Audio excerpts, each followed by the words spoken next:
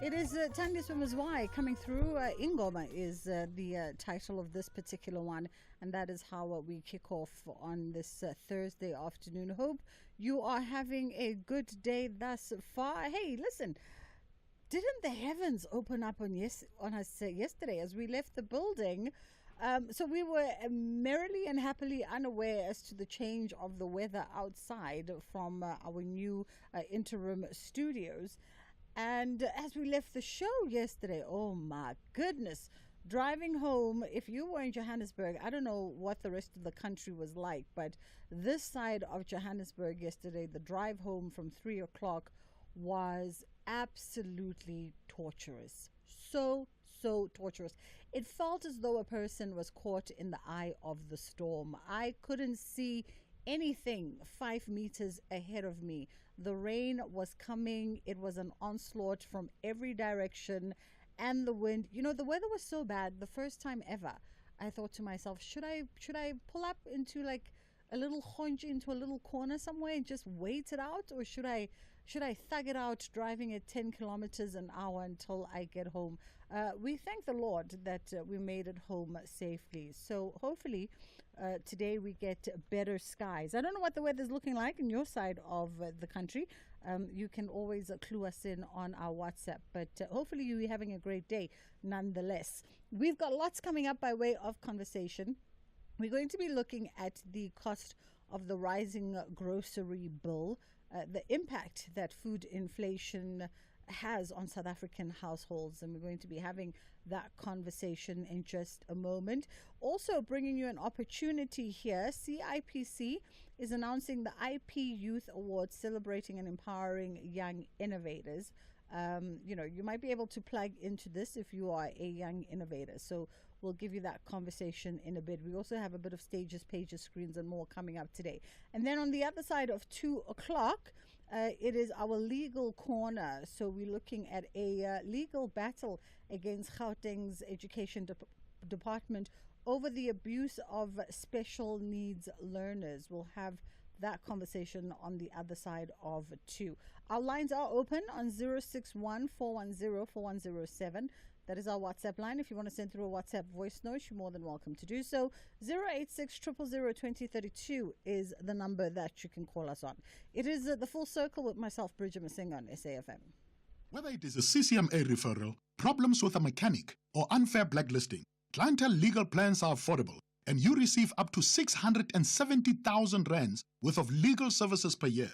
We cover civil, criminal, and labor-related matters. Our legal team will be your support 24 hours a day. SMS SAFM to 32195. That's SAFM to 32195. Clientele General is an authorized FSP and a licensed non-life insurer. T's and C's online. Standard rates apply. SAFM commemorates Human Rights Month.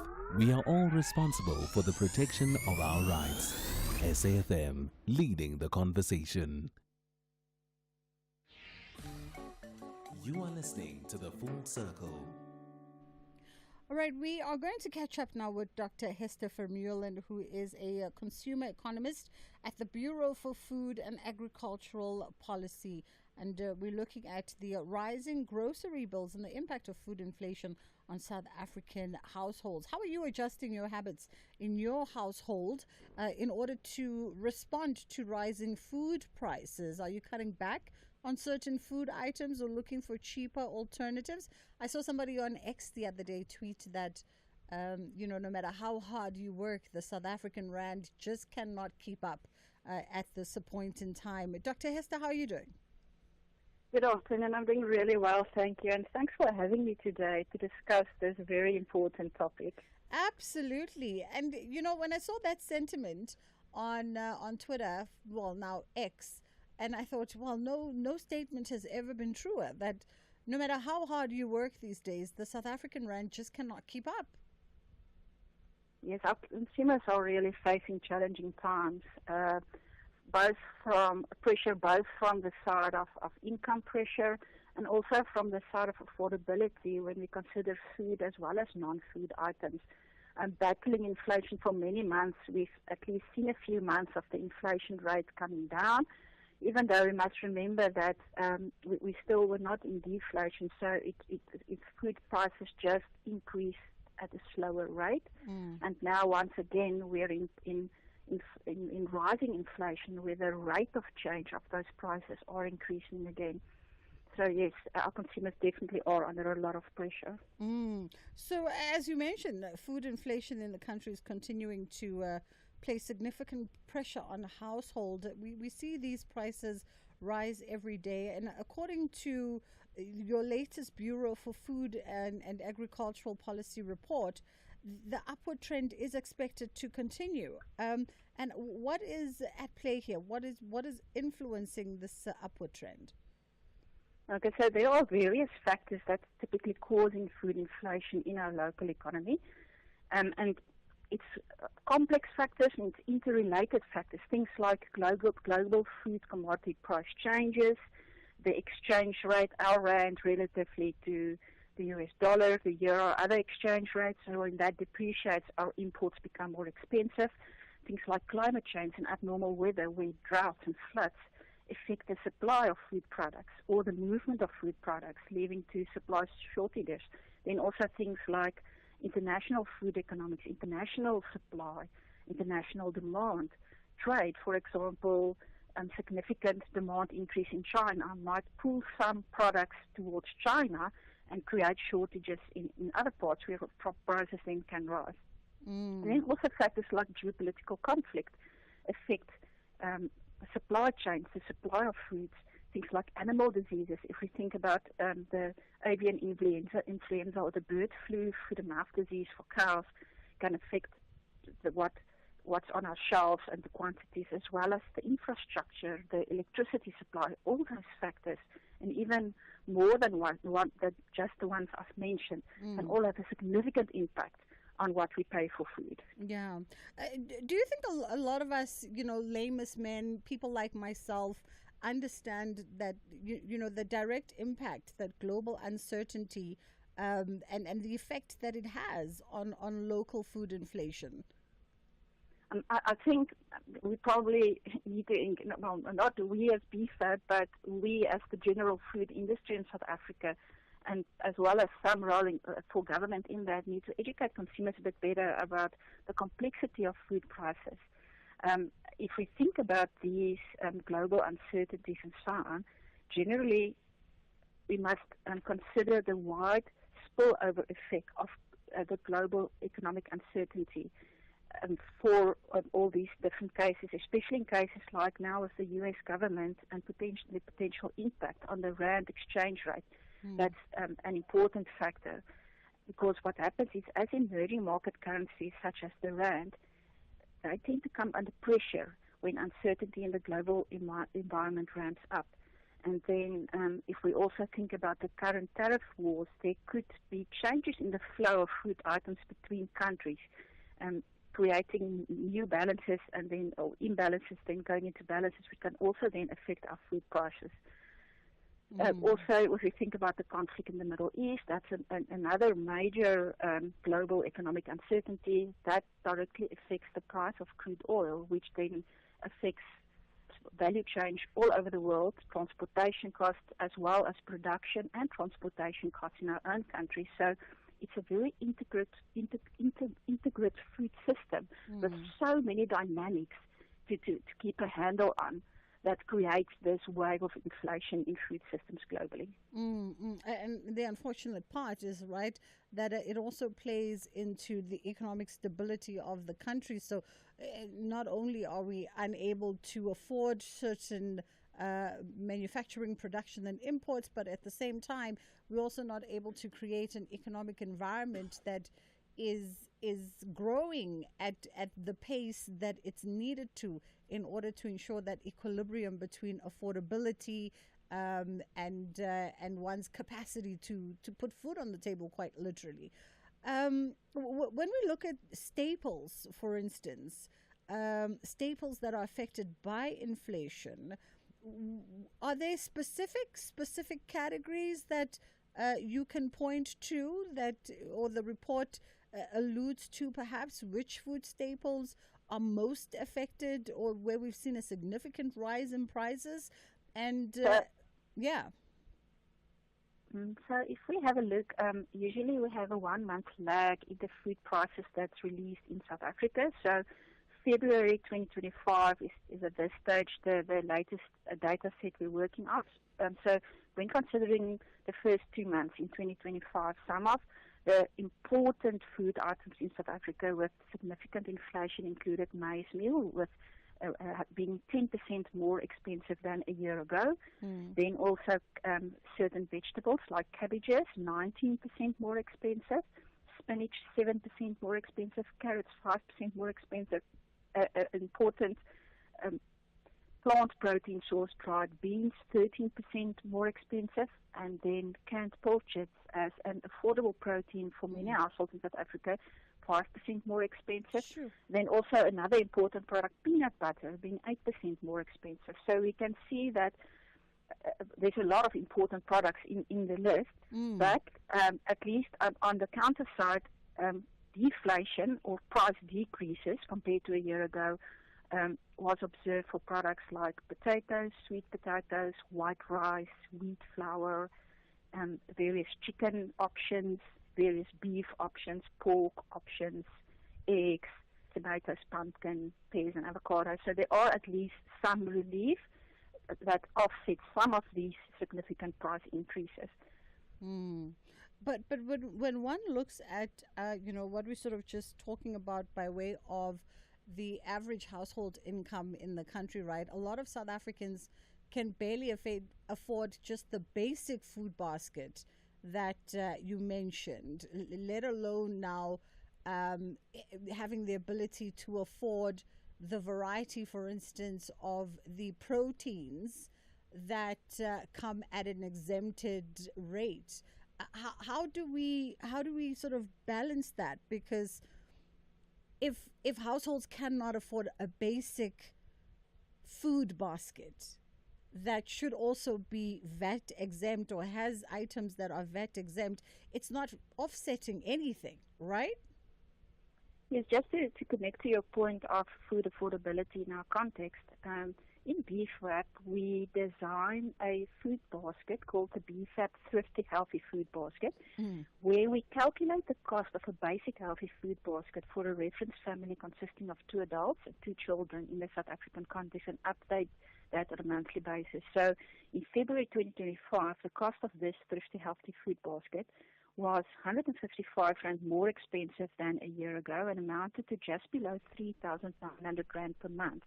So that implies that a household earning 2 minimum wages, and they will also benefit from child support grants and the school feeding scheme, will have to spend about a third of their total income to be able to afford this basket. So we can see that healthy eating is expensive in South Africa. We do another index where we say, hypothetically, if a household could survive on only maize meal to get enough calories, and that was the only thing that's important, even though we know it's not, and that will be over 1,000 Rand a month just to fill your tummy. So we're facing serious challenges in terms of affordable and nutritious food in South Africa. So there are various things that consumers and households can do to mitigate some of these risks.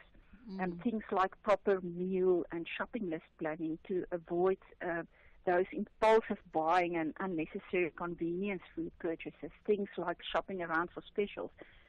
This morning I checked, and for example, for a kilogram block of cheddar cheese, I observed a 45 Rand per kilogram difference for the same brand between different retailers. So there's a lot of savings to be made by shopping around.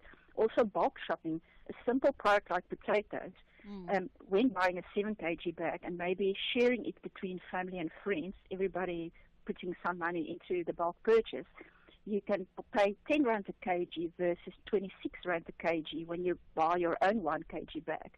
Then also, for example, avoiding convenience foods. I checked, for example, a frozen, ready-to-fry bag of potato wedges cost almost 100 Rand a kilogram compared to that 10 Rand a kg for the fresh potatoes. So there are a lot of ways to save, and we need to understand how to eat correctly. For example, many people have heard about 5 a day in terms of your fresh produce. Usually 3 vegetable servings and 2 fruit servings a day. That's an 80-gram edible serving. So it's not a huge piece of fruit and vegetables. That's the type of serving that we're supposed to have.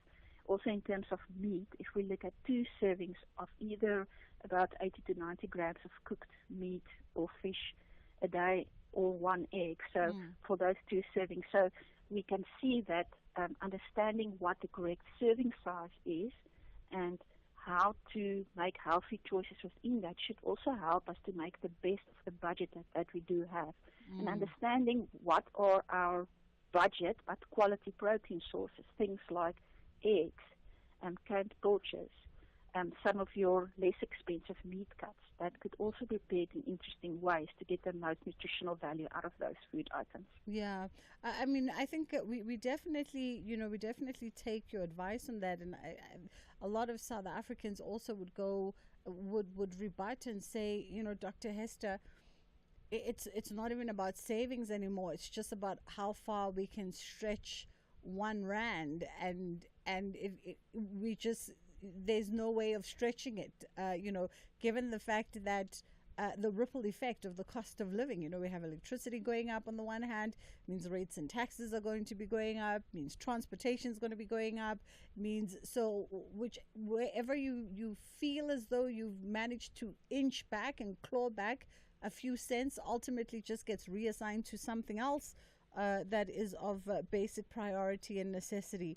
Just by way of our final point, long-term trends, what should consumers be aware of when it comes to food pricing in the country? So when talking about long-term trends, the long-term can mean different things to different people. Yeah. With food inflation, it's usually extremely hard to compile expectations of what lies ahead for more than a few months, in the sense that we are living in a very volatile world where the geopolitical conflicts flare in a moment's notice, or without even a moment's notice, where climatic things like flooding or droughts surprise many economies and many countries, having a major influence on production. So given all the political, the climatic, the economic uncertainties, currently we expect moderate inflation, food inflation going forward. But once again, it's very much dependent on the policy direction from the U.S. government, and then what the impact of that will be on the rand exchange rate. Yeah. Other factors come into play, like what will the government decide in terms of the VAT increase, and which additional products will be exempt from that. Yeah. If less items are added, and also given the many other items in the food and non-food basket that will be subject to value-added tax, Dr. that Hester, can have a significant impact. Yes. Unfortunately, we have to leave it there for this afternoon, but we thank you for the time. That was Dr. Hester Vermeulen, who is a consumer economist at the Bureau for Food and Agricultural Policy. It's time now to get into the headline news. For the headlines at 1:30, I am Dina Montaung. Good afternoon. Cabinet is investigating the violations of South African law with regards to the misinformation campaigns conducted by Labour Union Solidarity and AfriForum and their allies. In other news, President Cyril Ramaphosa says the 2-day National Water and Sanitation Indaba must address the criminal network that is negatively impacting the country's water infrastructure. And the Western Cape government has tabled a provincial budget of close to 270 billion rand over the next 3 years in its medium-term expenditure framework. A full update follows at the top of the hour. Stages, pages, screens, and more on The Full Circle.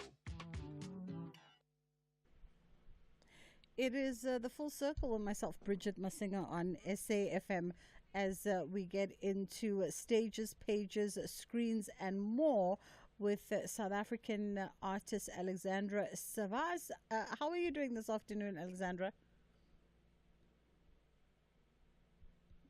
Alex? I think we might need to take just a quick pause to ensure that we've connected properly to Alex. Let's take a moment and then we'll be right back. Outsurance knows South Africans are feeling the pinch, so you've been looking for ways to save money. You could cut corners with things like that coffee brand you love. Or you could go the easy way, where you could save money on your car insurance. SMS out to 30754. That's out to 30754. Let's hear what real Outsurance clients have to say. I saved 455 Rand. It was quick and easy. I'm saving 411 Rand a month. Outsurance helping me save money. That saving is actually saving my paycheck. Leave all the insurances and come to Outsurance. It was fast, easy, and he gave me the best quote. My savings is 644 Rand. Come join Outsurance and save some money. Make today the day you switch and save. And SMS out to 30754. That's out to 30754. With Outsurance, you always get something out. A licensed insurer and FSP. T's and C's online. Abafana besithende want to ensure that Amakhosi walk off the pitch empty-handed. But the Golden Black Boys from Naturena are chasing 3 points to cement their spot in the top half. Catch the unmatched passion and drama of Mzansi's beautiful game. Golden Arrows versus Kaizer Chiefs this Saturday, 29 March at 2:30 p.m. Live on SABC 1 and on SABC radio stations at 3 p.m. Also available everywhere for everyone on SABC Plus. Proudly brought to you by SABC Sport.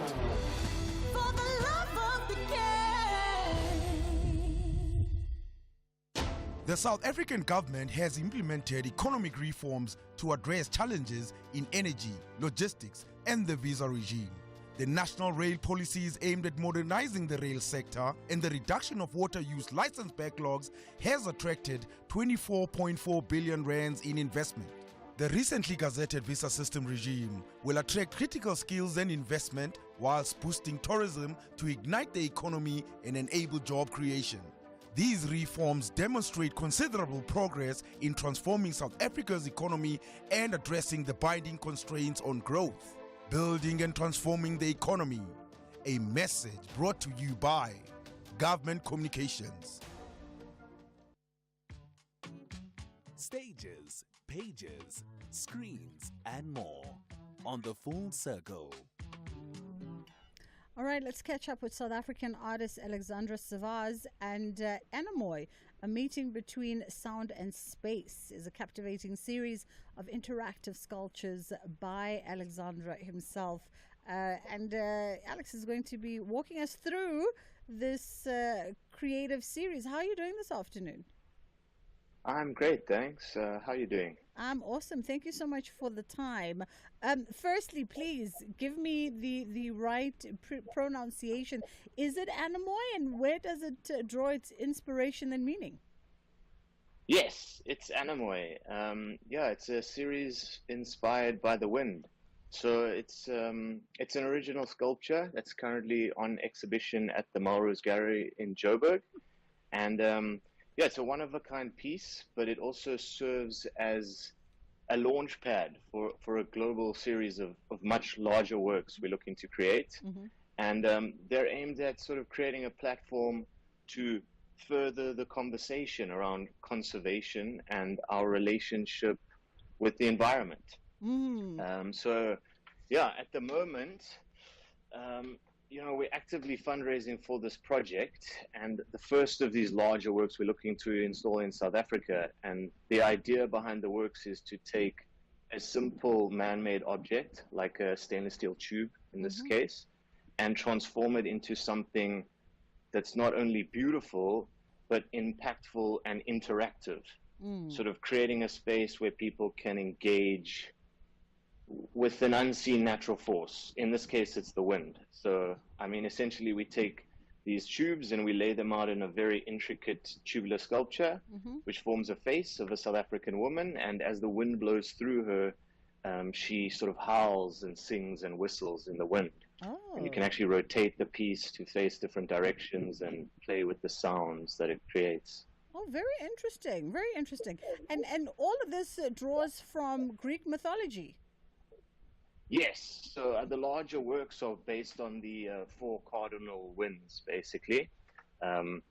in the north wind, the east wind, and the south wind, and the west wind, and we're looking to place these larger works around the world to really create this global conversation and inspire this reconnection with the natural world. Yeah.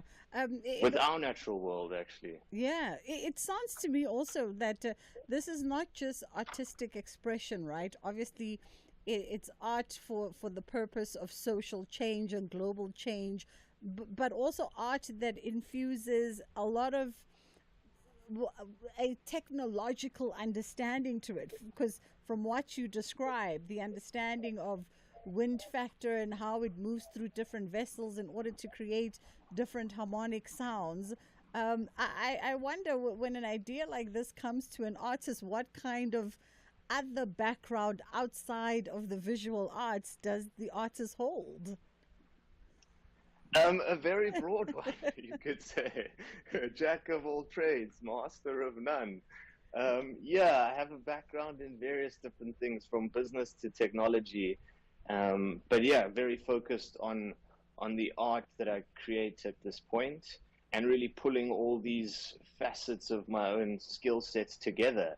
And I think the ability to bring technology into the art that I make really allows me to create more experiential works, not just things to look at, but pieces to experience. Now, when you say that you're actively fundraising right now for the larger sculptures, how are you hoping art lovers and art investors plug into this project? Because I can almost see myself on my next world travels, the excitement of bumping into one of your sculptures somewhere and engaging with it and reflecting back on this conversation.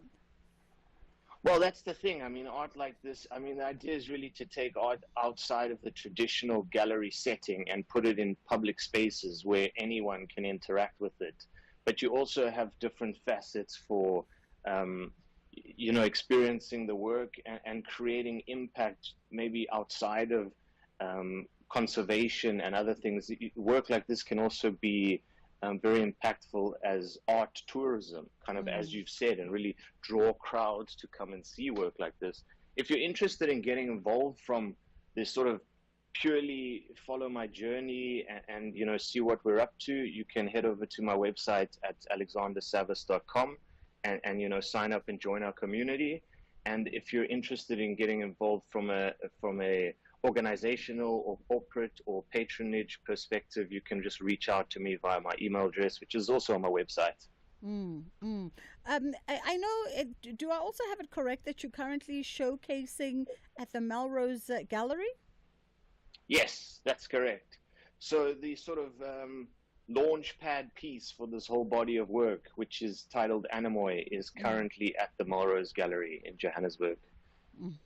Wonderful. I'll definitely be checking that out. And now tell me, Alexandra, by way of time frames for this mammoth task. By the way, how many pieces are you hoping comprise the series? I know you obviously spoke about the 4 cardinal winds, north, south, east, west, but how many pieces in total, or do they speak to those 4 cardinal pieces of wind?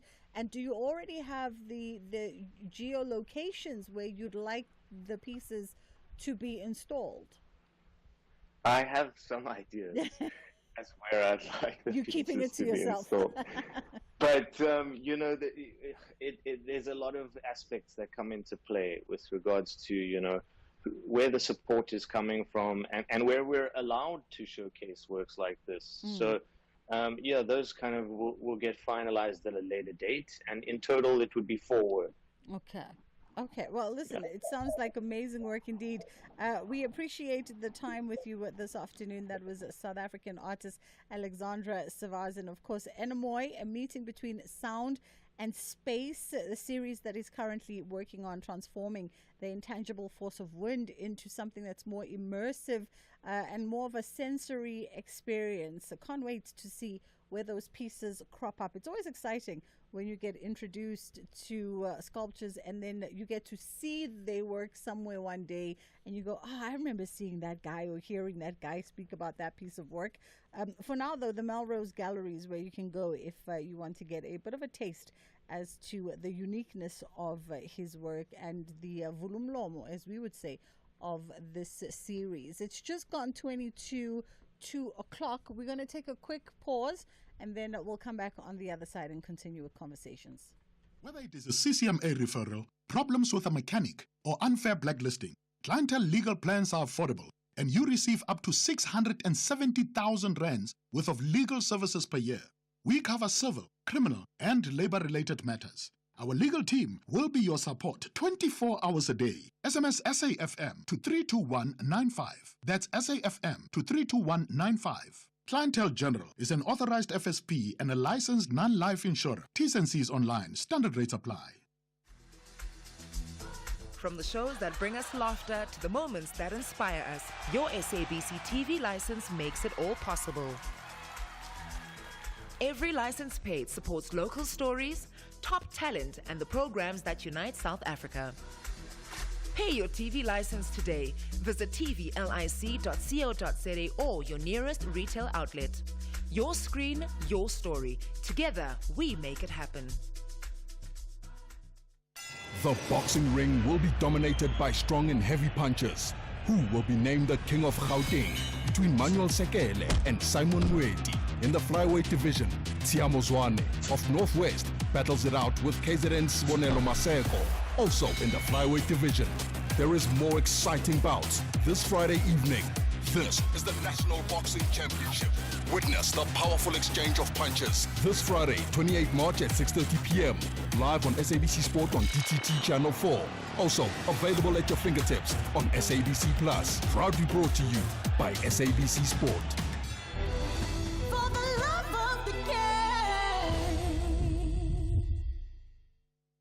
Council for Education denounces violence against teachers and violations of their dignity and humanity. It therefore calls upon the public, parents and learners to protect and respect teachers' rights, because their rights are human rights too. Let us show them appreciation, respect and support that they deserve. Stages, pages, screens and more on The Full Circle. All right, we are catching up now with the director of the Directorate of Arts, Culture and Heritage, Vuyisile Mshudulu, joins us to talk about the third edition of the Jazz in the Lights, illuminating 33 years of arts alive. How are you doing this afternoon, Vuyisile? Good afternoon, and good afternoon to the listeners. Thank you for having us. We are expectant, pregnant with expectations today. If only you knew how weighted that pun was in regards to the show and the show's host. So, Jazz in the Lights. Jazz in the Lights, where world-class jazz meets a vibrant culture. A much anticipated item on the artistic and cultural calendar, this one. Yes, most certainly. And I think that it's the intentionality of how we have curated this event that has really made it such a highly anticipated event. Jazz in the Lights, like you said, is taking place this Saturday at the Joburg Zoo. And we drawing from the inspiration of my grandmother, I have a shoe on my back, the way I would carry a child so that it doesn't rain on the day. So we've got an exciting lineup of artists that are built for this Saturday, and it will be a great experience, and we encourage our patrons to arrive as early as possible so that they can also enjoy the zoo amenities, because the ticket that does allow you free access into the zoo. We have, when I talk about the intentionality, I mean, we've got a lineup of great legends within the jazz fraternity. We've got Babu Themba Mkhize, we've got Babu Feya Faku, we've got Babu Kaya Mahlangu, and also, as part of giving opportunity to artists that necessarily would not, legendary artists that would not have performance time, we have decided that every year we will feature another legend who's not necessarily a jazz artist. Many would recall last year we had Babu Phuzi Khemisi, and this year we are having Ntate Colbert Mokwebo, who's one of the leading reggae artists in the country. And he's one of the legends that will adorn our stages and mesmerize the audiences with great music. Oh, wow, sir. I mean, it definitely sounds like a must-do event indeed. And this comes as a part of the continued advancement of Arts Alive and the Arts Alive program. You're 33 years in now, because this is your 33rd Arts Alive program, and it grows from strength to strength with each year. So Arts Alive is really the brand under which we are housing all the artistic offerings of the city of Johannesburg. And we call it an assemblage of artistic offerings because what we do under that brand is that we are giving expression to various disciplines of the cultural and creative industry, whether it's performance art, both in terms of theater, poetry, and even dance, and then also looking much broader than just music, looking at visual arts, looking at crafts, dabbling a little bit into design, and really giving a full offering of creativity for the city. And this we do in ways that where we activate spaces, we look at niche spaces that are not necessarily fully cultivated, fully supported, and we as a city would then come in and design interventions within those spaces. And jazz music is one of those under-supported genres of music that we feel deserves the elevation with an authentic jazz festival, and not just a music festival that poses as a jazz festival, but we, in terms of how we curate the festival, make sure that the artists that we bill are authentic jazz artists for the festival.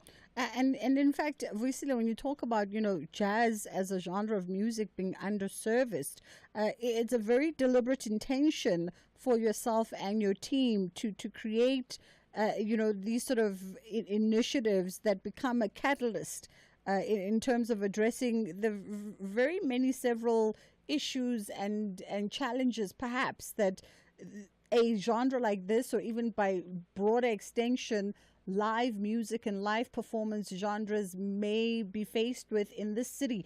I know even the ability for opportunities to be created for artistic expression, for instance, the challenge of good venues. People always talk about we have no more good venues left in the city.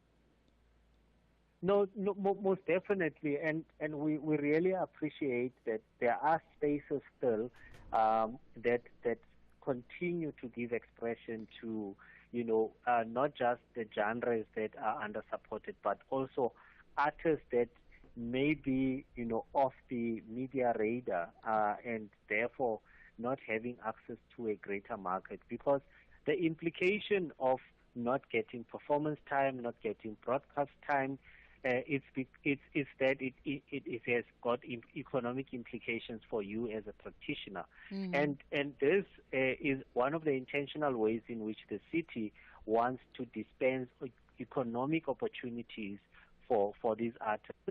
And these economic opportunities are not just confined to the performance fees that they will be getting on the day, but, Samro, for example, when there's live music performance, there's a royalty that is attached to that.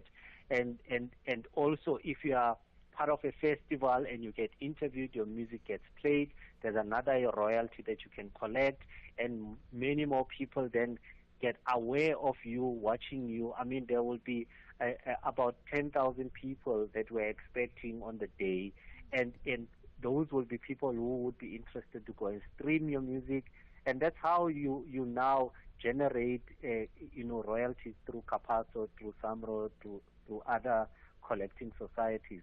And that's how you monetize the craft of these artists, by making sure that they are not left on the margins, but brought to the center of the mainstream of the economy.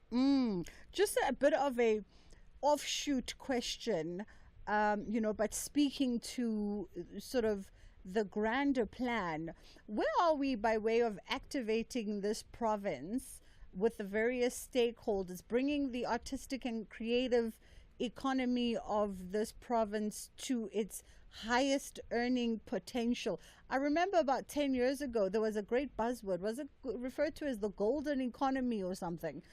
There was a great buzz and a great strategy that was put forward to really plow into the creative and cultural sectors and center them as part of the economic drivers, particularly in Gauteng. So, for example, Andani Africa, which is one of the most important creative companies within Johannesburg, were commissioned by the World Cities Culture Forum and the British Council to do a study of different cities across the African continent, and they were measuring cultural vibrancy. And there's a set criteria, and I would encourage your listeners to look at that report because it is online. There was a set criteria where they look at how do they measure cultural vibrancy, whether it's through events, through cultural institutions, through performance venues and cultural events. And Johannesburg was found to be one of the leading cities. In fact, it was the leading city amongst the cities that were scanned as part of that survey. And this is because as a city, we are very intentional in making sure that we create an enabling environment for the cultural or the creative economy to thrive. And you would see even by the quality of now the different, offerings that the city has. We just came out and we saw the success of the Joburg Film Festival, and there are many other, flagship cultural events that are hosted within the city of Johannesburg, and there's a preference towards the city of Johannesburg over and above other cities within South Africa. And this is because as a city, both in terms of government but also by the private sector as one of the leading investors in the cultural and creative economy, we have created the necessary infrastructure, we've created the necessary cultural capital. We continue to cultivate it to make sure that Johannesburg becomes a vibrant city. And Jazz in the Lights is one of those offerings that are going to be a memorable experience for the audiences, but also for the performers in the city of Johannesburg, because more than just our legends, we also have other established artists that will be featured on the day. As I saw as if Gavi Mutuba, cooking some magic in the rehearsals. We are going to have Sistandiswa Mazwai also. We are going to have Ndabo Zulu. Carlo Mombeli is also going to be there as one of the legends, obviously. And Nomfundo Kaluva has released a very beautiful project album, which has been selected, as one of the award nominees. So these are the people we have. But we know that there's a whole community that is behind the Ipupolika Biko, and many of them are excited to go and see them performing at Jazz in the Lights for the first time. And this is really going to be part of the highlights of what we'll be offering on the 29th of March at the Joburg Zoo. It sounds like an incredible lineup, Visile, and I think I will go outside and beat the pots while you carry the shoe on your back. On my back, yes. I will beat the pots on your behalf to ensure a good day with clear skies at very least, so that we can watch all of these incredible performers. Just quickly, just to reconfirm, so we know we headed to the Joburg Zoo come the 29th, and tickets are available at Web Tickets, right? Web Tickets and Pick and Pay. Yes, Web Tickets, yes. Tickets are available at Web Tickets or your nearest Pick and Pay, and they are running out very fast. They are selling very fast because now people are getting into the jazz fever, and we encourage our patrons to get their tickets so that you avoid the disappointment of not getting a ticket. If tickets are still available, there will be a Web Ticket station at the venue for people to purchase tickets, but largely in terms of our projections, we foresee that the show might sell out even before that. And we encourage our patrons, there are some do's and don'ts. So please avoid coming to the venue with any weapons because it's a family event and we want to make it as safe as possible. Please don't bring in any alcoholic beverages, and we also don't allow any balls or spacers, frisbees that will be thrown around. No straws are allowed because we are in a zoo. Yes. So please avoid having plastic straws, or metal straws. You can use the paper ones. I mean, you lost me at the no balls. What is a festival without a rubber ball floating around in the air? Even my camera operator is agreeing with me. So the thing is that we also want to create a safe environment, not just for the patrons, but for the animals as well. And that's why we've taken due care in that the decimals at which we'll be playing the music is going to be at a certain level so that we also don't affect the animals negatively. And we're creating a very vibrant environment for everyone, and hopefully the elephants will also be dancing to the jazz music. Absolutely. Buisilam Shitulu, we appreciate the time with you, the director of the Directorate of Arts, Culture and Heritage right here in Gauteng. It sounds like a fabulous event, and hopefully you got your tickets. If you don't have your tickets as yet and you're waiting for payday, hey, just try and squeeze it in there, because Pela, now 29th is only but 2 days away, right? And the lineup is looking quite impressive indeed. All the legends and legends in the making taking to the stage for this particular one. Thankfully, on this show, we know people who know people. It's almost time for the top of the hour news. Danae Mutawung is standing by. On the other side of 2 o'clock, we're going to bring you some more conversations. And because today's Thursday, we have our legal guide coming through, and we're unpacking this legal battle against the Gauteng Education Department over the abuse of special needs learners. But that's coming up on the other side of 2. SAFM has signed a code of conduct that is enforced by the Broadcasting Complaints Commission of South Africa. Under the code, we are committed to giving news that is accurate, comment that is fair, and programming that is not harmful, does not amount to hate speech, or contain violence or explicit sex. If you think we are not living up to that code, then you can inform the Broadcasting Complaints Commission of South Africa. Direct any complaints in writing to the Broadcasting Complaints Commission of South Africa. PO Box 142365, Craig Hall 2024. Fax to 011-326-3198 or an email to bccsa@nabsa.co.za. For more information, please visit www.bccsa.co.za.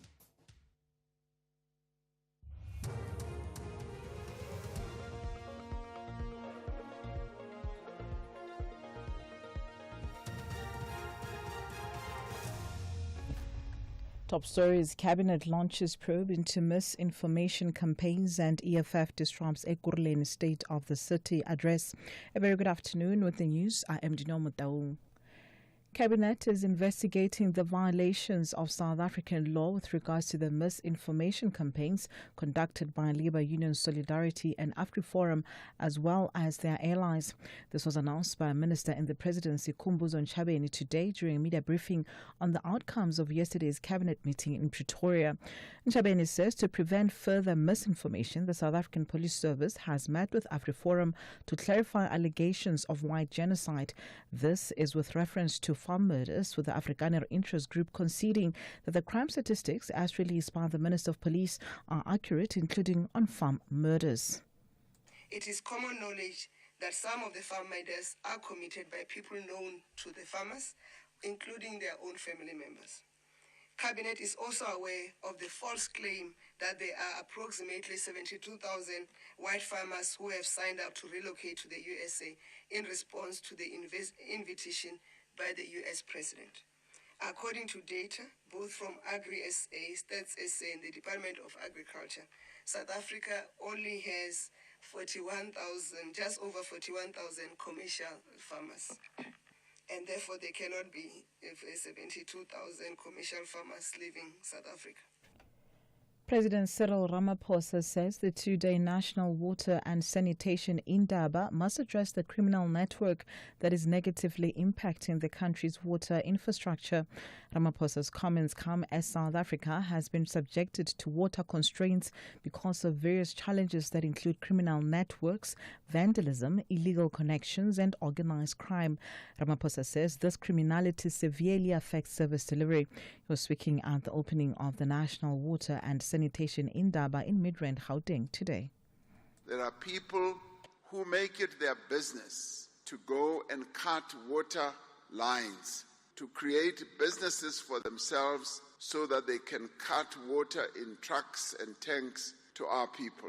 Now, that is the criminality that has now entered the water space. And this is what we must collectively talk about here and find ways of bringing that to an end. That should end is a must. We must bring that to an end. In other news, EFF councillors interrupted Ekurhuleni State of the City address earlier, leading to Mayor Nkosi Ndiphile Xagasa's speech being delayed. The EFF members raised placards with pictures of potholes and dilapidated infrastructure in the city. The Speaker, Ntabiseng Chibenga, had to adjourn the sitting for a short while before Xagasa could deliver his address. Chibenga told the councillors that the placards were not allowed in the councillors' chambers. The placards are classified as objects in terms of 24E. They are classified as objects in terms of 24E. So we are going to proceed now. Executive Mayor, Councillor Mdluli, can you please lower that which you are holding in your hand? No, Councillor Mdluli, please.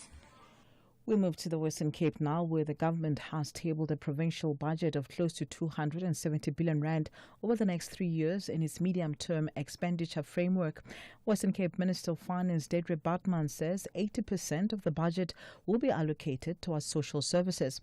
She says this includes education and health, which will be receiving around 100 billion rand each. Our budget of 269.5 billion rand over the MTF, 80% of the total provincial budget will go to social services. This includes 101 billion rand for education, 100 billion rand for health. It includes 6.4 billion rand for housing and community amenities and 8.4 billion rand for social services. Lastly, the International Relations and Cooperation Department says relations between Pretoria and Kinshasa are mutually beneficial.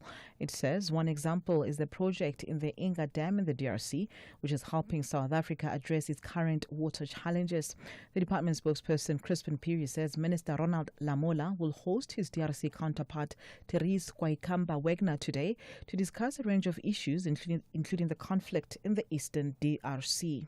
Part of the relations that we have with the DRC is to assist us to resolve our own internal challenges. For example, with the Inga Dam, it being a very strategic dam on the continent, its ability to really resolve a water crisis within the SADC region is something of immense priority to South Africa.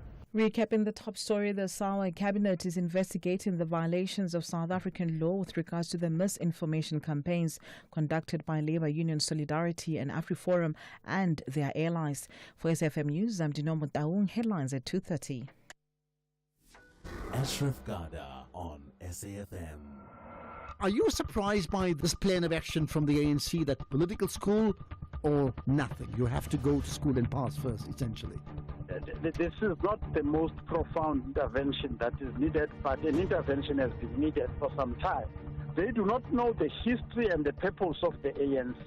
So you cannot take those people through a crash course. That would be the equivalent of taking a pig that you see, this is a pig, and putting lipstick on it and think it will be a lady. Political analyst Wandile Swanan is going to leave me with this image, as he said. If you find a pig, or you take a pig and you put lipstick on the pig, it's still a pig. It's not a woman with lipstick.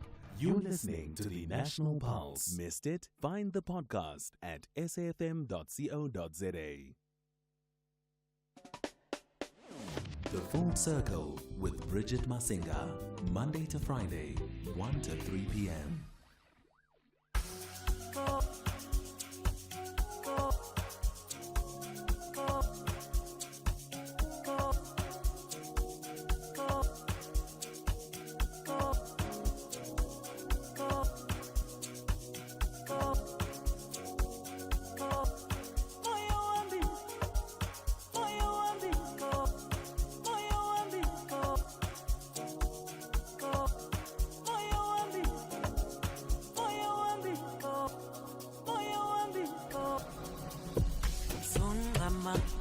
Kasikunakele Tubuthelo yakho ingaphezulu Kunakele Ubumhlaba kungehlule Impilo le ayikho lula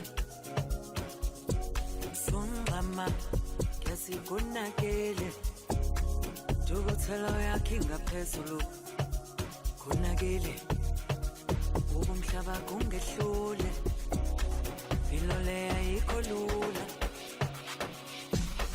Folo moya wami uyafisa ukwenza kahle Ubumhlaba kungehlule Folo moya wami uyafisa ukwenza kahle Impilo le ayikho lula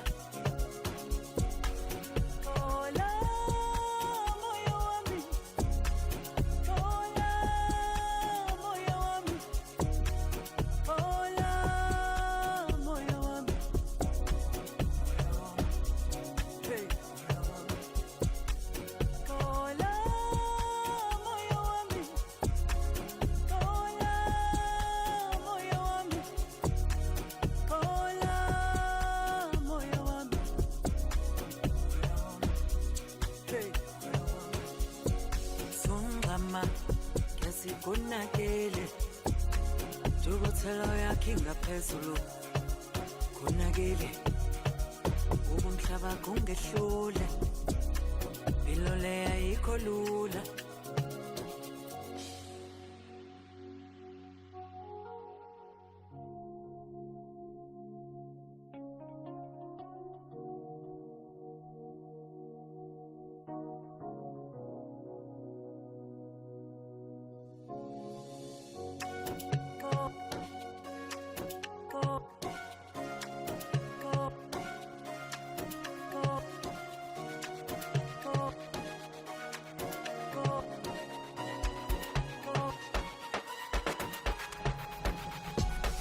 Folo moya wami uyafisa ukwenza kahle Ubumhlaba kungehlule Folo moya wami uyafisa ukwenza kahle Impilo le ayikho lula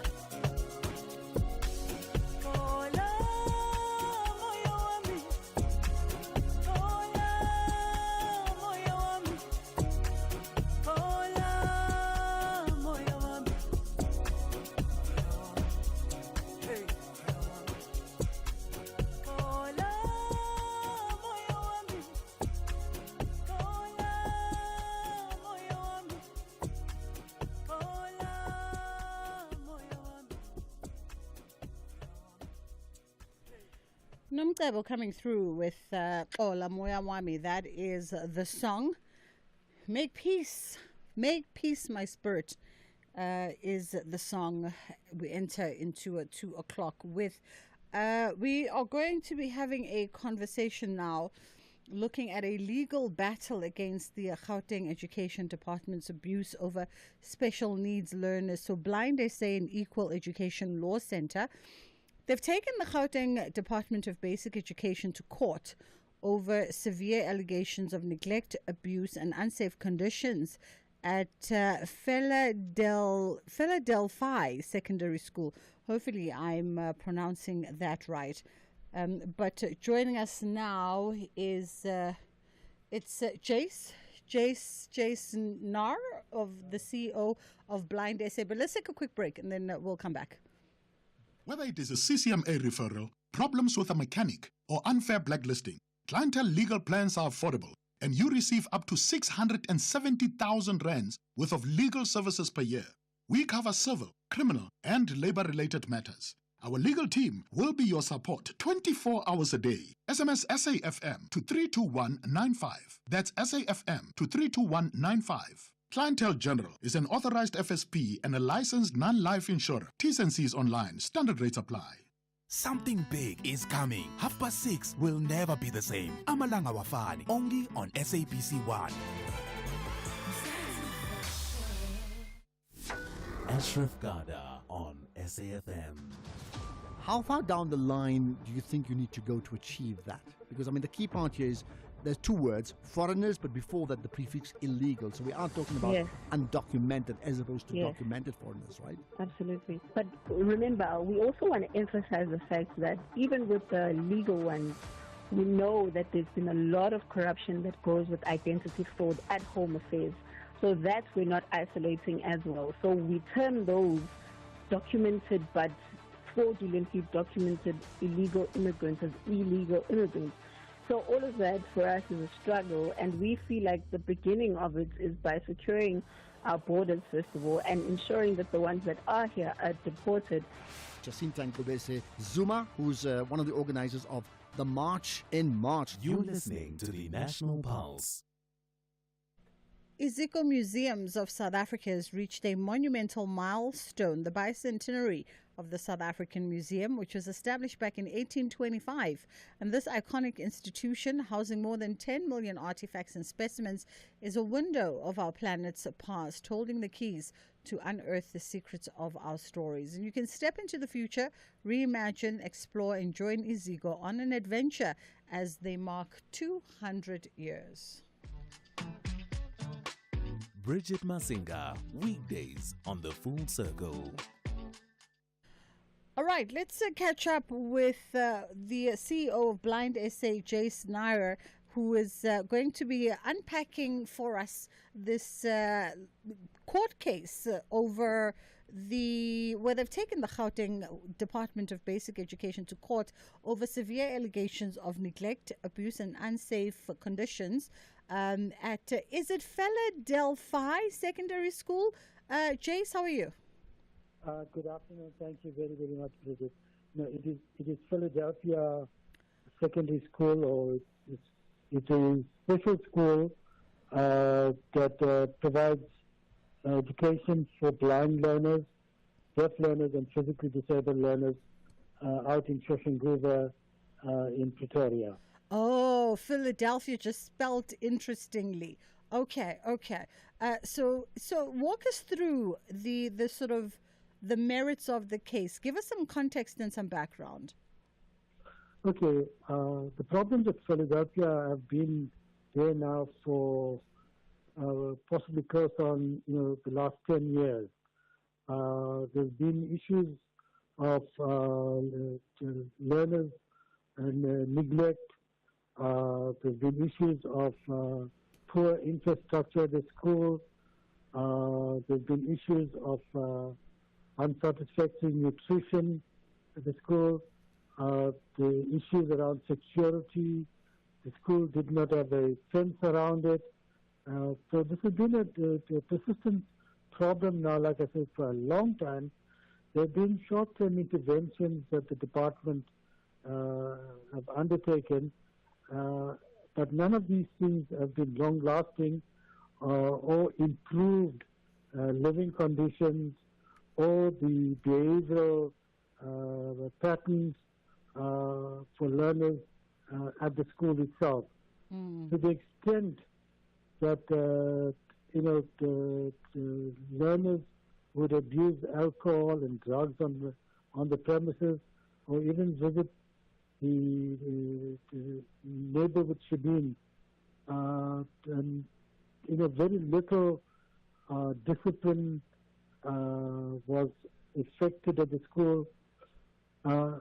And we've been engaging with the department for some time, and they keep promising that they have put interventions in place, but we felt that there is a need for more systemic changes to be brought, and therefore we felt that we needed to raise this at the next level, because the interventions with the officials of the department have not yielded the kind of the results the community would require. And as you mentioned, Jace, that there's been short-term interventions, but the problems obviously still persist.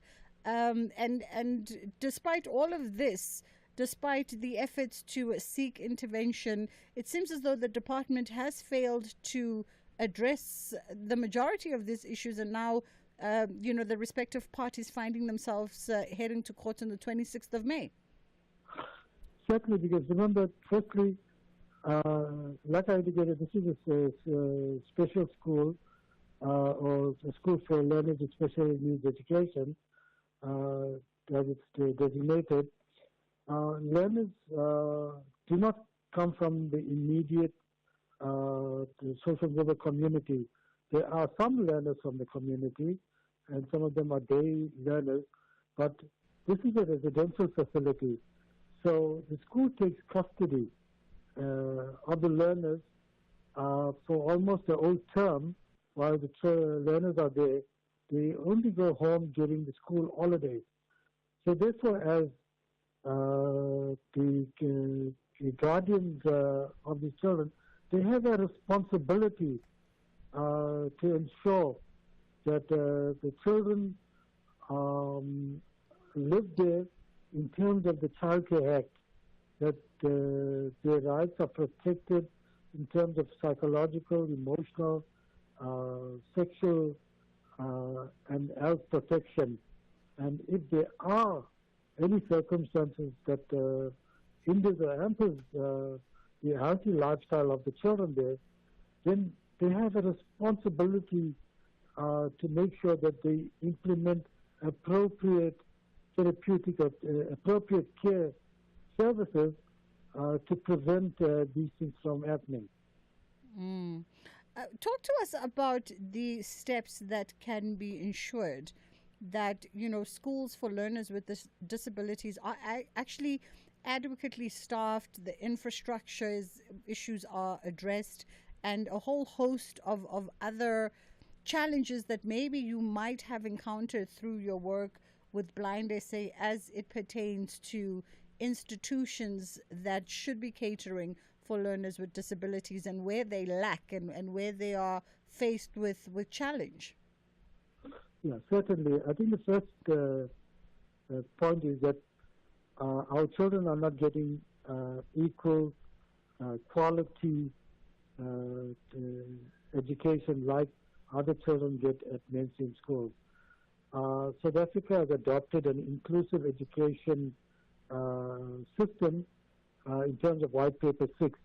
However, the department has not been implementing inclusive education, and that's why the children are not at their local ordinary schools in their communities where they could stay at home under the protection of their family, be part of the local community. They are hundreds of kilometers away from home at a special school.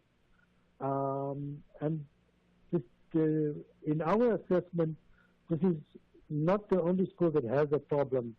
There are several schools throughout the country that have very similar issues. It's a result of, firstly, inadequate staffing. Some of the schools do not have properly trained staff who are what we call hostel staff, house parents or hostel parents who provide care for the learners when they are not in the classroom itself. Then you also got the issue that you have educators that are appointed at the schools. We do not have, many of them, the majority of them, do not have special education qualification. Some of them were transferred in terms of the post norms at schools, and they become extras at ordinary schools. They then get transferred to special schools, so they don't have the skills, the knowledge, how to use Braille, how to read Braille, how to teach Braille, or sign language, or augmentative and alternative communication methods. They come to the school, then you find that the children then are faced with difficulties in that they don't have sufficient textbooks in accessible formats. Not every child has a Braille textbook or a textbook in large print. Not every child has a Braille writing machine that they would use to write Braille, like you would use a pen. That's how important a Braille machine is for a blind learner. So these things then impact on the quality of education of the child. It is important that educators need upskilling. They need the training in these specialized areas, skills of daily living, in terms of orientation and mobility training, how they can teach learners more orally than visually, because educators are generally trained at the training colleges to teach visual lessons. So those are some of the kind of challenges that we have. The school, when we did our assessment a few years ago, schools were receiving between 35 and up to about 75 rand a day for the schools to provide learners breakfast, lunch, dinner, and tea in between. Now, we've recently read stats that the Department of Correctional Services spends 30, 40 times more than that on a daily basis for inmates at our prisons. Yet our children will need nutrition, will need basic services, have to live on a shoestring budget. Yeah. In terms of the case, Jason, in terms of the case, what are you hoping the court's judgment really addresses when it comes to the broader systemic failures, that are faced by learners with disabilities? I think what we are asking the court to do is to appoint an independent curator who is to do a fact-finding assessment of the schools themselves, and then report back to the court on their findings and with possible recommendations for systemic changes, so that we can get to the bottom of what the issues are and how can we address some of these things with corrective measures. If it's budgeting issues, then the state must take responsibility to look at how do they then reprioritize budgeting to ensure that. Possibly it involves the provision of more staff for these schools, the upskilling of these schools, the improvement of infrastructure at these schools. So we are saying that the court should determine what are the current facts, rather than listening to the anecdotal evidence that we provide to the court and the information that the department provides, and to then assess what is factual, and then based on that look at providing legal remedies so that there could be monitoring done on it in terms of the various legislation we have in the country itself, in terms of White Paper 6, in terms of the Child Care Act, in terms of the Youth Development Act, and generally health standards, nutrition, and so forth. So we believe that it is important that there be this independent investigation to look at what are the issues on the ground. Like we said, this is not specific to school. We are aware that it is taking place at a number of schools in the country. We have another case also taking place at the Pietermaritzburg High Court later in May, with similar incidents. Yeah. By way of advocacy organizations and advocacy groups, as well as the public, how do we better support, just better support and provide for the needs and the rights of learners with disabilities in South Africa? How do we show up to ensure that situations like this do not happen to any other institution or in any other community? I think it's important in terms of making the communities more aware of the environment that we're currently living in, and looking at solutions that could help us find resolve to these problems, to make the advocacy organizations and particularly parents to raise the issues, because when the children come home for holidays, to speak to them or to be in contact with them regularly, to write to the department or write to the school LGBs, and just raise these issues, because it's a violation of basic human rights. Absolutely. Jace, we appreciate the time with you this afternoon. That was Jace Nair, who's the CEO of Blind SA. Obviously, that case is set down, that matter to be heard, come the 26th of May, where alongside Equal Education Law Centre, they're taking the Gauteng Department of Basic Education to court over some severe allegations. And we're talking issues around neglect, abuse, the unsafe conditions, the ailing infrastructure. There's also issues around sexual harassment, inadequately trained teachers, that all come into play here in regards to the Philadelphia Secondary School. But I think it speaks to just the broader challenges and the broader picture that a lot of institutions and schools that cater for learners with disabilities have to face, and how they operate really in the most dire of circumstances in the country. So we'll keep a keen eye on this and see how it unfolds there.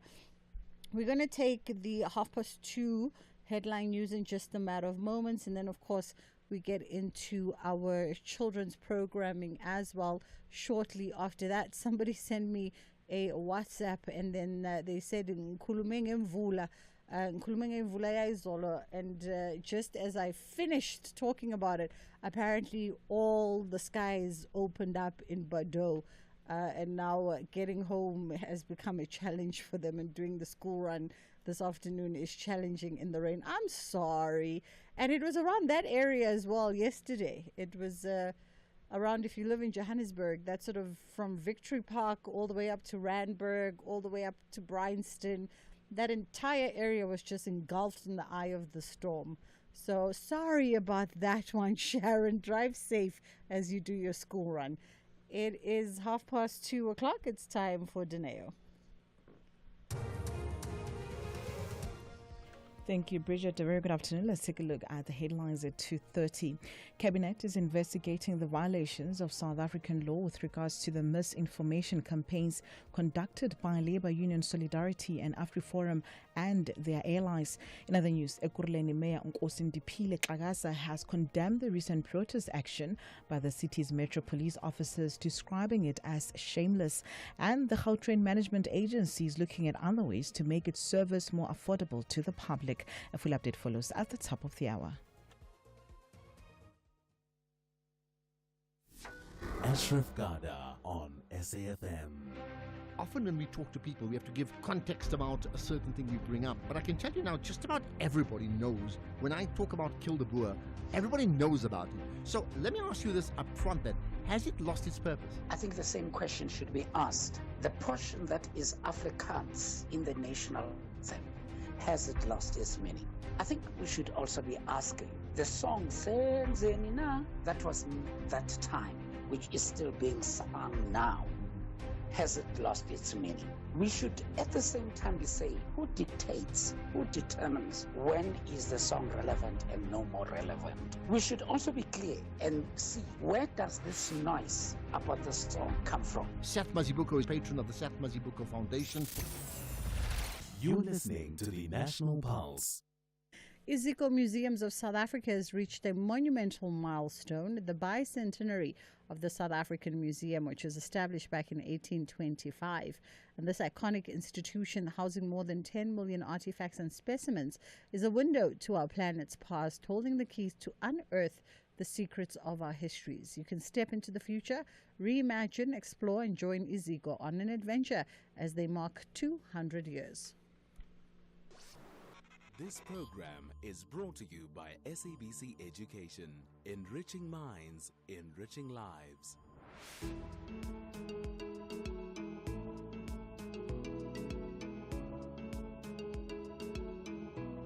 Side by Side.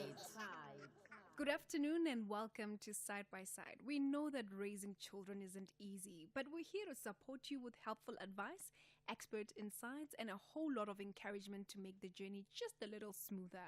Brought to you by the National Department of Health, Ilifa la Bantwana, and the SABC Education, helping you give your child the best possible start in life.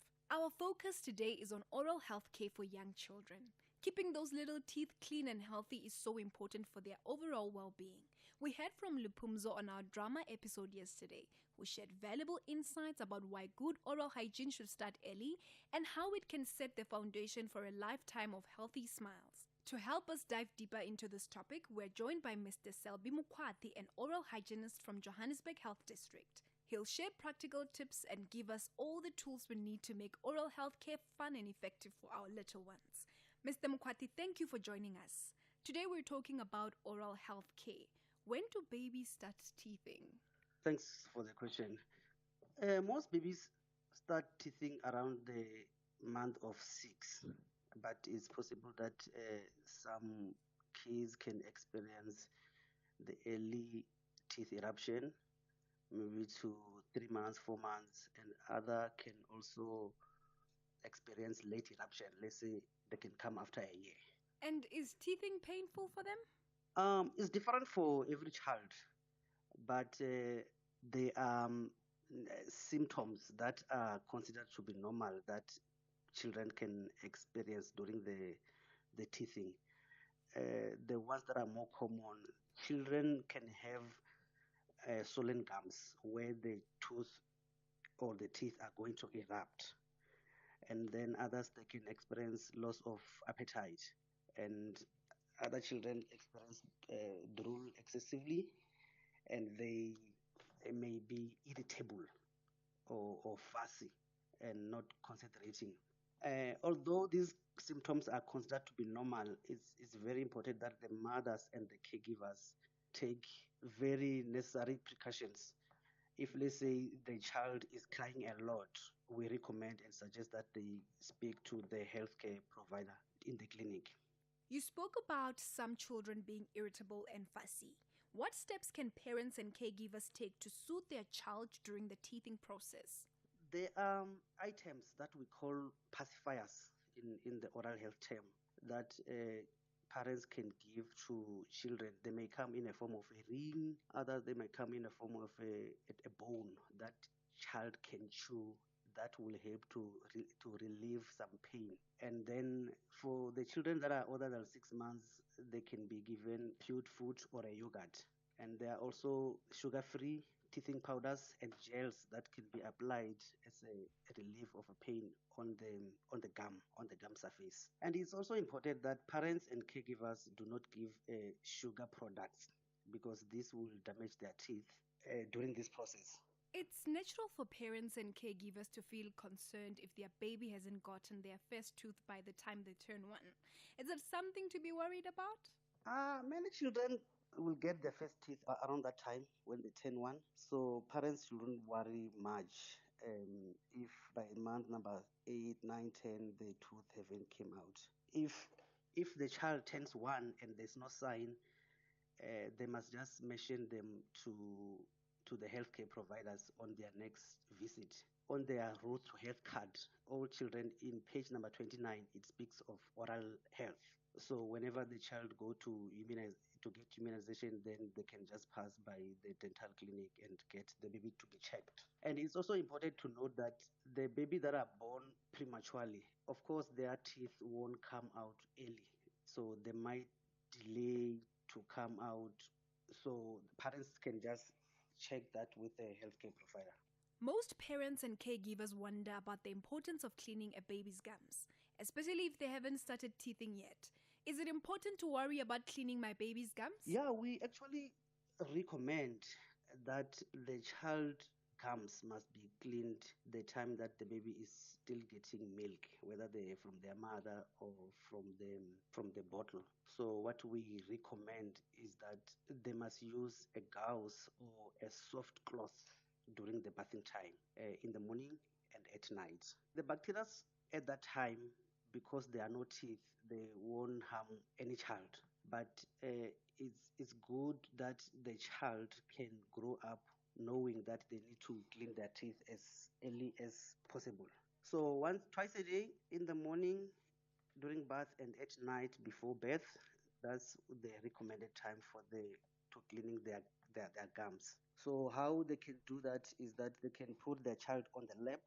The child must face away from them, the parent. It becomes much easier for the parent to clean the gums of the child. And the parent must also not use force. They must be gentle in circular motions when they're cleaning the gums, because the gums, they're still tender. So you don't want to hurt the child in the process. And how should we approach dental hygiene for older children who already have their teeth? Yeah, so those ones, what we recommend, because they already have teeth, is that the parents must not leave them alone to brush their teeth. At first, the parents must supervise them when they are brushing their teeth, so that they can not consume too much toothpaste, because it might hurt them, and also to supervise so that they can brush in a correct manner, which is to brush in circles. We also suggest that the parents, they must change the toothbrush of the child every 3 months. Or sometimes, if let's say the bristles are starting to spread out, they can change them. So what type of toothpaste should parents and caregivers use? So normally children have their own toothpaste. On the aisle where you find the normal toothbrush and toothpaste, they are children toothpaste. So the parents can get them there. So what we can also suggest here is that parents should not select only the toothpaste that they have flavors, because toothpaste are not food. So the children must grow up knowing that toothpaste are not food to eat. And also, some toothpaste are written that they don't contain fluoride. So we recommend the one with fluoride.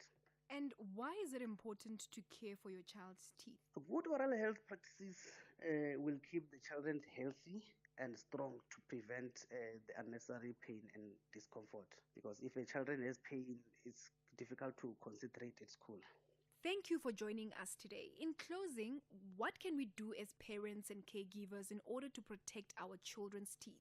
So parents can check their child's mouth regularly for early signs of teeth decay. They can also consult with their dentist or dental therapist or oral hygienist for any sign of abnormality in the mouth. The most important one as well is they must not let the baby sleep with a baby feeding bottle.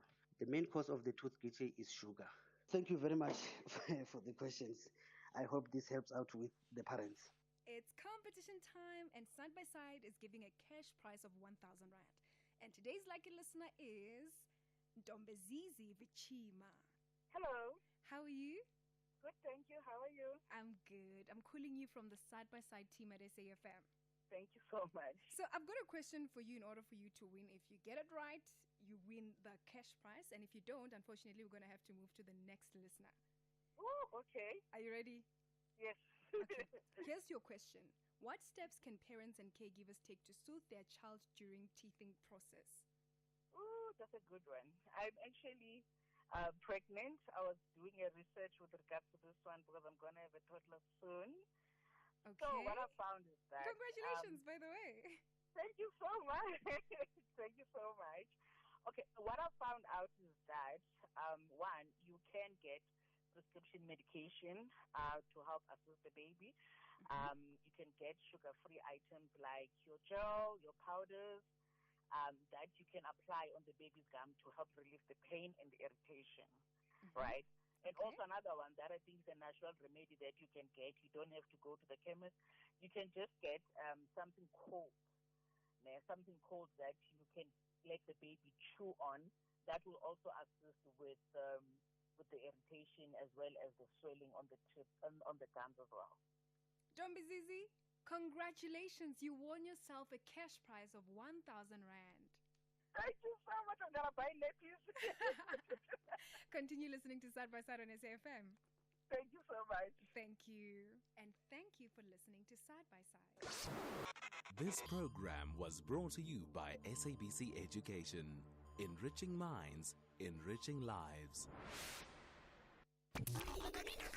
I'm Michelle Constant. Join the JSB crew and I every Saturday and Sunday morning between 7 and 10 a.m. We promise to keep you informed and entertained with innovation, culture, cars, travel, life learnings, environment, and of course, your big fat juicy. Small stories, big ideas, massive inspiration. The Jet Set Breakfast on SAFM.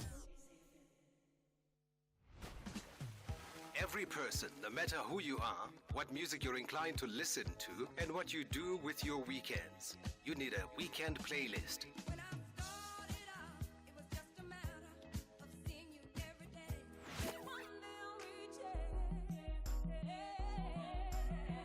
It's that musical mix of music that accompanies the lazy weekends, whether catching up with friends and family or just taking some time to reflect.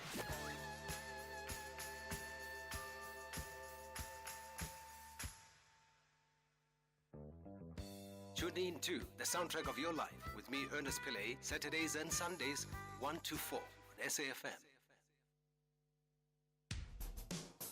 SAFM has signed a code of conduct that is enforced by the Broadcasting Complaints Commission of South Africa. Under the code, we are committed to giving news that is accurate, comment that is fair, and programming that is not harmful, does not amount to hate speech, or contain violence or explicit sex. If you think we are not living up to that code, then you can inform the Broadcasting Complaints Commission of South Africa. Direct any complaints in writing to the Broadcasting Complaints Commission of South Africa. PO Box 142365. Craig Hall 2024. Fax to 011-326-3198 or an email to bccsa@nabsa.co.za. For more information, please visit www.bccsa.co.za.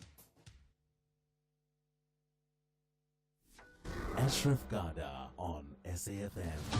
Sintu in Midrand, hello. Ashraf, I don't know this Halabano man about this song. I think it's still relevant to me, as your guest also indicated that it speaks to the system, not to the real killing of the Boers. And you'll recall that there was a song which says that Keke siye kwa mashu kukwela mavolo von.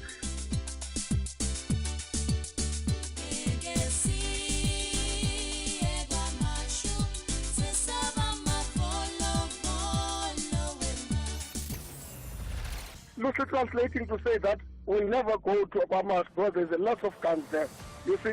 But people can interpret songs differently, and knowing the Americans and Trump himself. But I think it's still relevant. This is SAFM. You are listening to The Full Circle. Okay, our final conversation today, and we're navigating the financial struggles as Women's Month comes to a close. March marks International Women's Month, and it's a time to celebrate the strides that women have made, whilst we acknowledge the financial challenges that also persist. We are catching up with Sivuile Mazije, who is the digital communication specialist with My Law Legal. How are you doing this afternoon? I'm good. How are you guys doing? We are fantastic. We are great. Thank you. This conversation, I feel as if, is a recurring conversation, right? The theme around why women hold a disproportionate share of business debt whilst owning fewer assets compared to men. And it speaks to just the holistic conversation around disparity, gender disparities. 100%.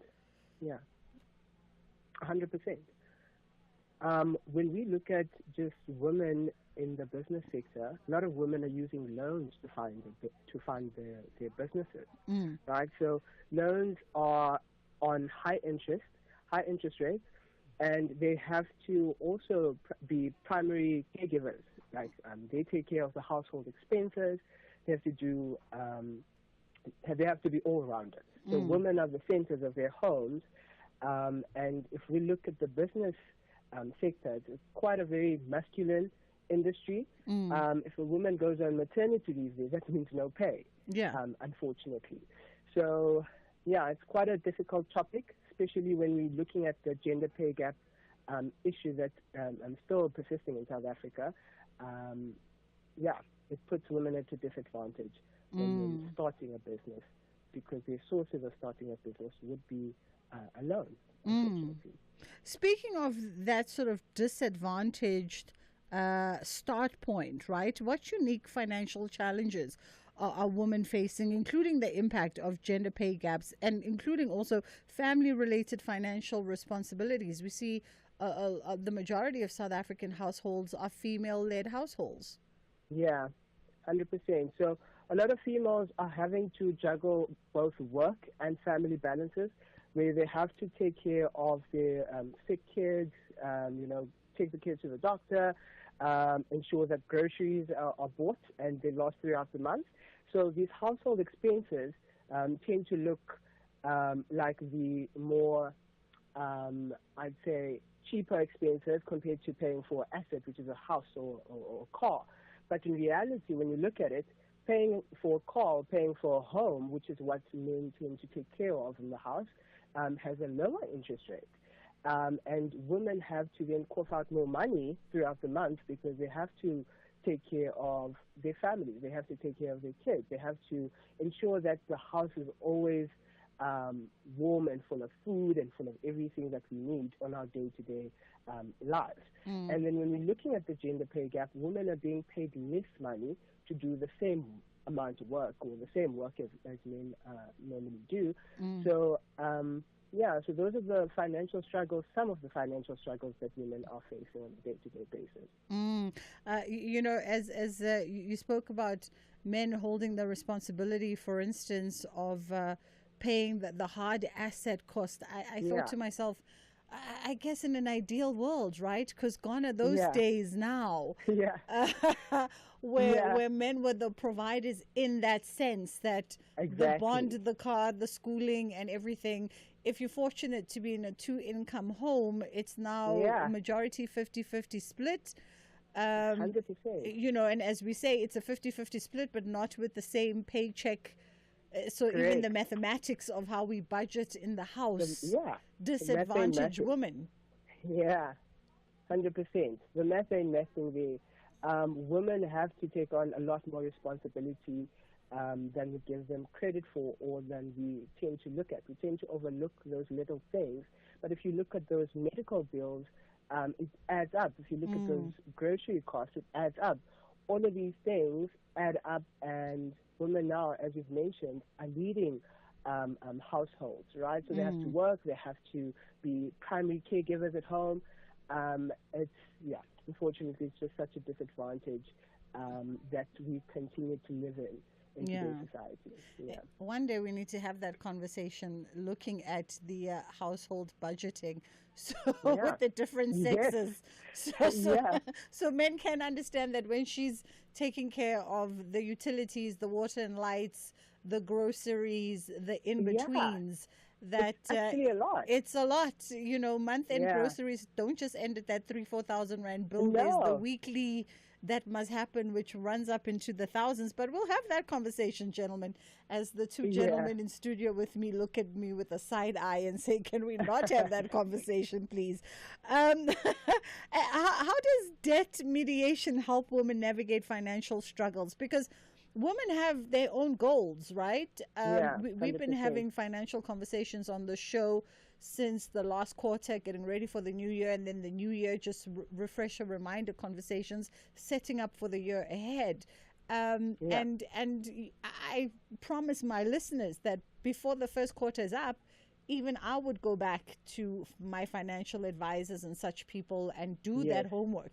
And I did some of it this very morning, and I realized that there's a lot we don't take into account as women, and there's a lot of things that sort of come in the way of our planning that might derail our own ambitions, our own dreams, and our own Yes. goals. Correct. How does debt mediation help women navigate those challenges when it comes to financial struggles, when it comes to better planning, for instance? Yes. How do we get around that? Yeah. So I'll speak on Milo Legal's behalf. So Yeah. our debt mediation program helps empower women by ensuring that they pay what they can afford without having obstacles like the debt review flag, for example, or access or credit access limitations, right? So sometimes you just need to get back on your feet for a couple of months, and you can't really afford what you were initially paying or your original installments. You can't really afford that, especially with the VAT increase and everything else. So the Milo Legal Debt Mediation Program helps educate women on how to better deal with their credit obligations and also look at their budgeting. So we review your budget, we look at your bank statement, we look at what you're spending on, and we sort of help you get around that. So we have a 50-30-20 rule, which essentially says 50% covers your essentials, your food, your rent, and everything like that. Your 30% will cover then your wants, which could be business wants or your personal wants, and then your 20% they caters for your savings. And that sort of helps you to have something to fall back on for rainy days as well. I like a pie. I like a pie Yeah. sheet. I think a pie sheet helps us. In terms of strategies, what do we need to implement to prepare for rising costs?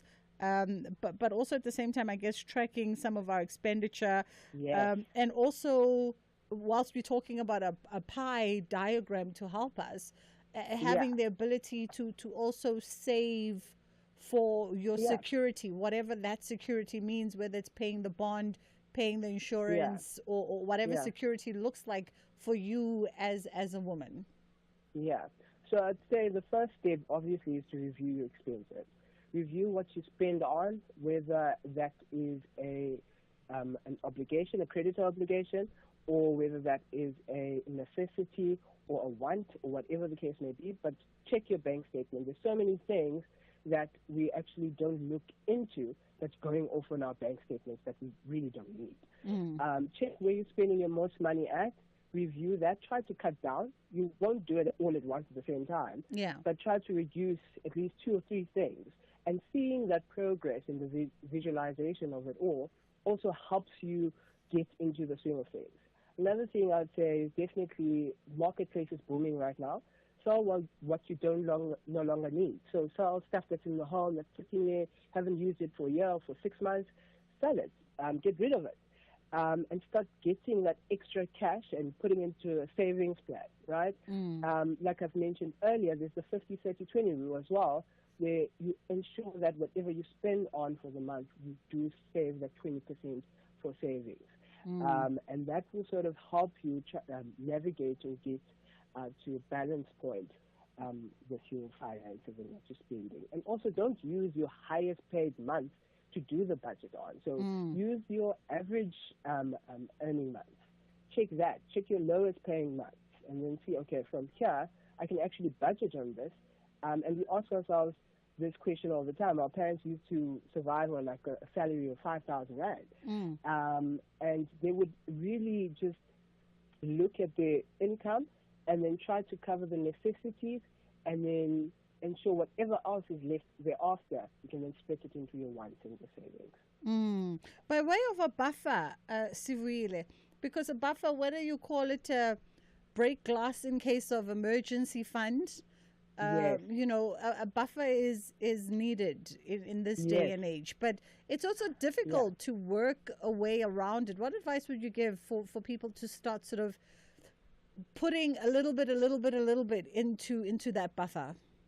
Yeah, I think even if it's just 100 Rand a week, it's very difficult to save, especially when you put it on a monthly span.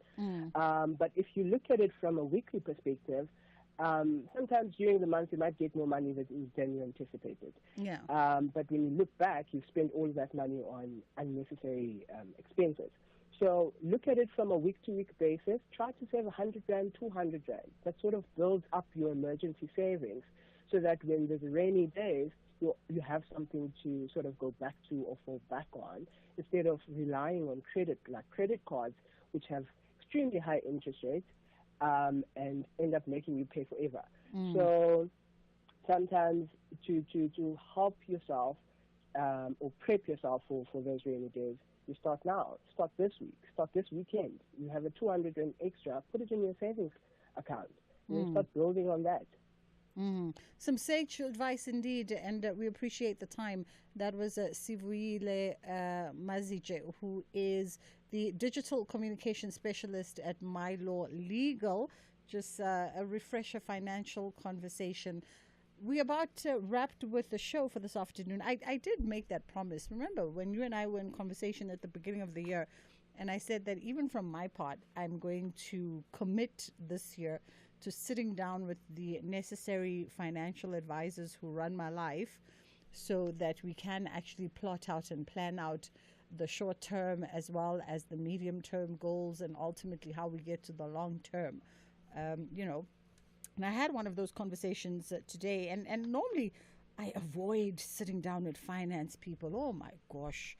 Finance people and the should I die people, the insurance policy people. I avoid them. I always say, I have no money. My situation's still the same as it was last year. Leave me alone.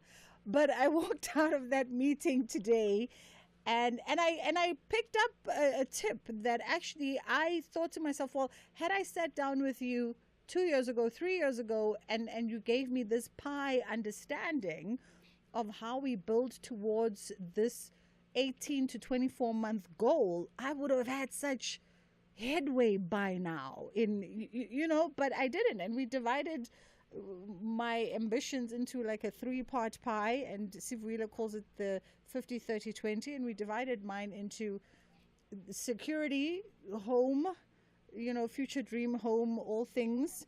And then we had also retirement, future foolproofing finance, and then a little pie for enjoyment.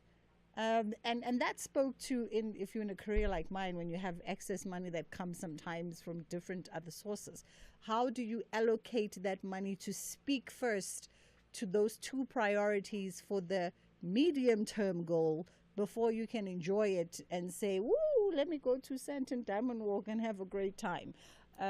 So if you haven't yet checked in with your finance people, we've been reminding you throughout the quarter of this year to say by the time March is over, let's check in, let's reassess with our finance people, our insurance brokers. Let's make sure all the needed things are in place and they speak to our immediate and future plans. And then we can start relaxing into the year. So I hope you're still on track to do your bit. From myself and my team, thank you so much for choosing to be with us. We'll see you again tomorrow. Inshallah, God willing, we do it again.